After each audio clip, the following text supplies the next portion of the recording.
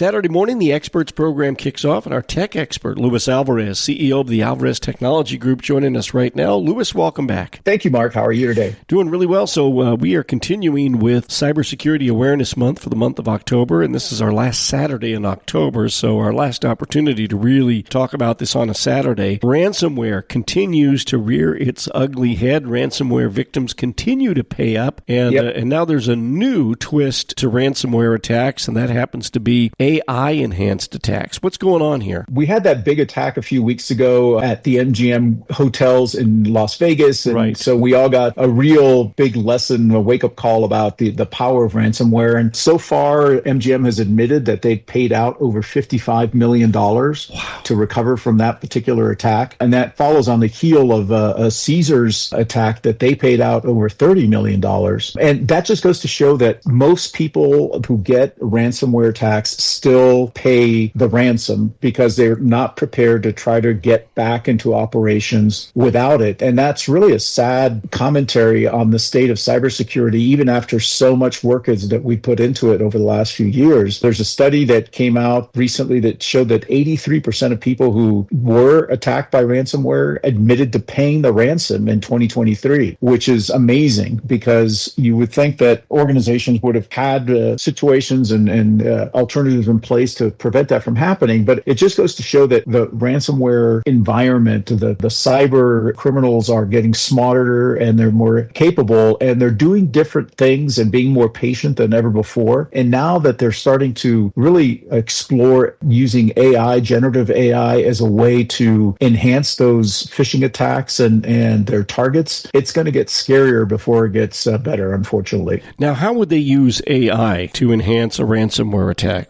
Give me an example. All of us have received a phishing email at least 1 million times in our lives, right, at this point. And you always get it from some prince in Nigeria or some woman in London who says that she's dying and wants to give her money to somebody and she's heard about you, please respond, blah, blah, blah. And they always have Gmail accounts or something like that. But what AI allows cyber criminals to do is they can track and target specific people. Sometimes this is called spear-phishing, where rather than doing a random attack across a large number of people, they will say, hey, we want to go after the executives in this particular company. Hey, ChatGPT, tell me everything that you can find out about Luis Alvarez at the Alvarez Technology Group so that I can craft an email to him that looks legit enough that he's not going to question it, or it will lower his guard because he's not going to see it as a phishing email. And we've already seen instances of this happening where people get emails from family members or from other coworkers saying that they need help and, hey, can you send me this piece of information? I'm not in the office. I really need the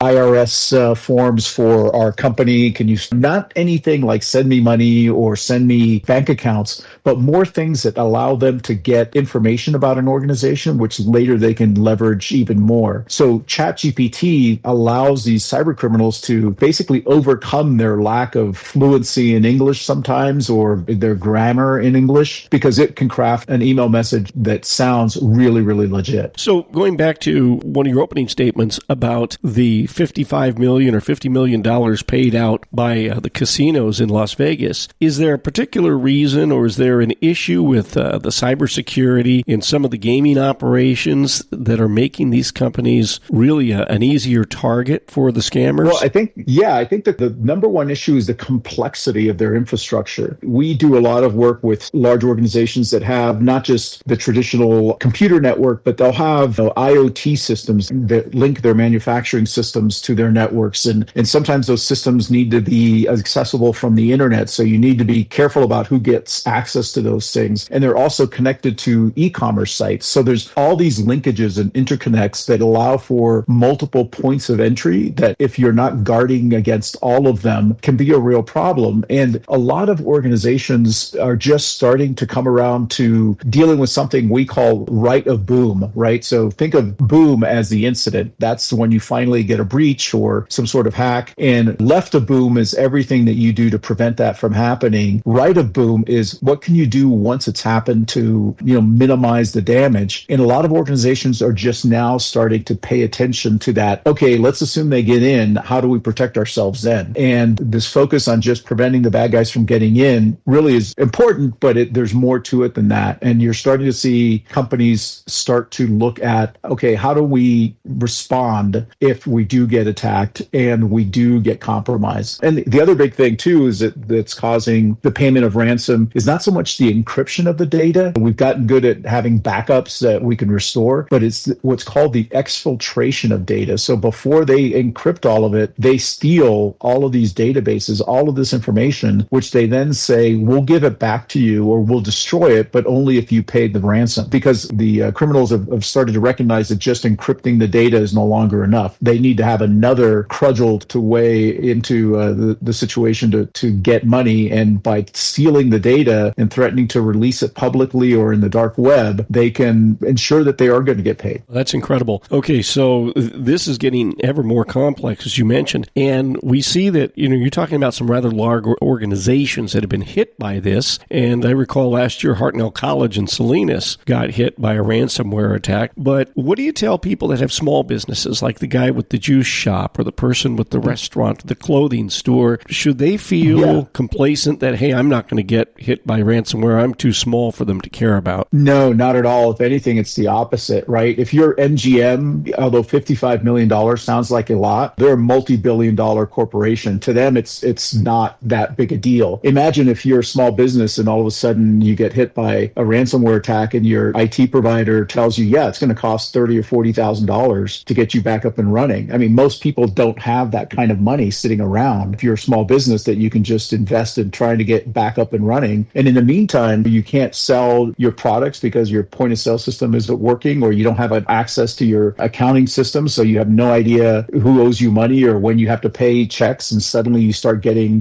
demand letters from your vendors saying, hey, where's my money? And you have no idea how to get access to it because all your systems are locked up and unaccessible. So if you're a small business, you actually have to pay extra attention to making sure that you have all the protections that you can afford in place. Yes, even a company like MGM or Caesars or locally Hartnell College that have trained professionals that are working hard to prevent this from happening, they can get victimized. So, what's a small business to do? Well, do everything you can. We talk to small businesses every day and we make recommendations and offer them solutions that are cost effective to at least protect them to the degree that they can afford to be protected. And then absolutely recommend that they invest in cyber insurance just in case they do get victimized. They have some avenue to try to recoup some of their losses. All right. Well, listen, if you need help, and you probably do if you don't have any sort of IT security or quality IT security help at your business, contact Luis Alvarez and the I-Team at the Alvarez Technology Group. It's alvareztg.com on the web. At AlvarezTG is their, not Twitter, but X handle.